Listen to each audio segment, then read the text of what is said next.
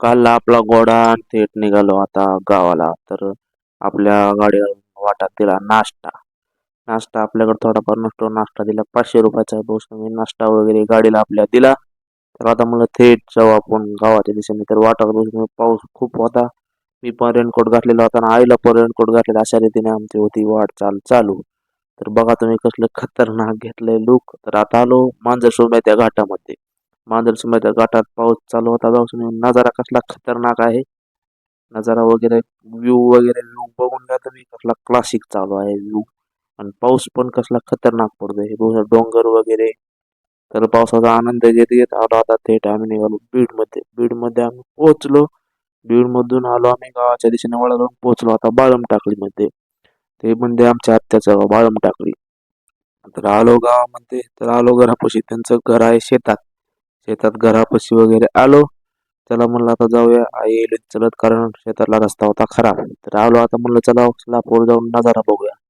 बघू शकता तुम्ही नजारा कसला खतरनाक आहे. पाऊस वगैरे पडून गेला थोडंसं ऊन पडल्याने झालंय. बघा तुम्ही कसला नजारा. तर आता म्हणलं थेट आपली गाडी काढली. बाया मला चला आपण गडावर. तर गड कोणता तर तुम्ही पुढे बघू शकता.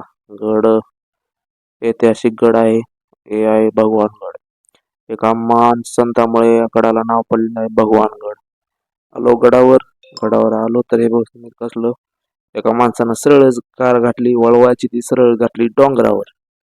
कार बघा तुम्ही कशी. कार कोणाला काही हानी वगैरे झाली नाही. कोणाला काही लागलं नाही. कार वगैरे बघा कशी गेलेली आहे. तर त्याला म्हणलं गडाचं वगैरे दर्शन करूया. तर आलो गडामध्ये. दर्शन दानपेटीमध्ये होते 10-5 रुपये ते टाकले.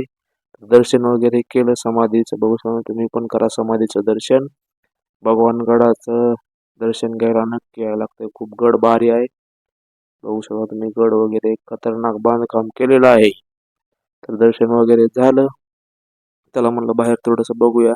बाबांची बसण्याची जागा अवजारे बिवजारे बघितले. तर बघू शकता तुम्ही जुन्या काळातल्या सगळ्या वस्तू बघून घ्या. भगवानगडावर आला नसाल तर एकदा एक नक्की भेट द्या. दगड बघा कसले मोठे मोठे कारण गडाच्या इथं मंदिराचं काम चालू आहे. आज होती एकादश. एकादशीची पाराळ वगैरे केली.